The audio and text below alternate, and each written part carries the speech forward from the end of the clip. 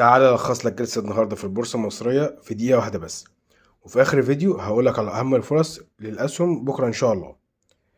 47,650 التلاتيني، 12,900 السبعيني، صعود في كل المؤشرين كما أشرت في فيديو بالأمس. هنلاقي إن السيولة حوالي 7,5 مليار، سيولة جيدة، السيولة بتزيد كل يوم تقريبا من يوم الخميس وإحنا السيولة بتزايد، فده مؤشر جيد. السيولة تركزت في قطاع البنوك، قطاع المواد الأساسية، البتروكيماويات، وقطاع العقارات. هنلاقي إن حوالي 120 سهم صعود و77 سهم هبوط، وحوالي 20 سهم تعادل، لا صعود ولا هبوط.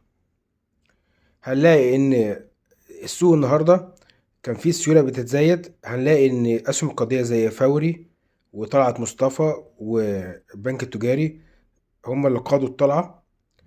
الصناديق المصرية والصناديق العربية شالوا السوق شراء، بينما الصناديق الأجنبية صافي شراء صافي بيع، بينما الأفراد المصريين والأجانب صافي بيع، والأفراد العرب صافي شراء.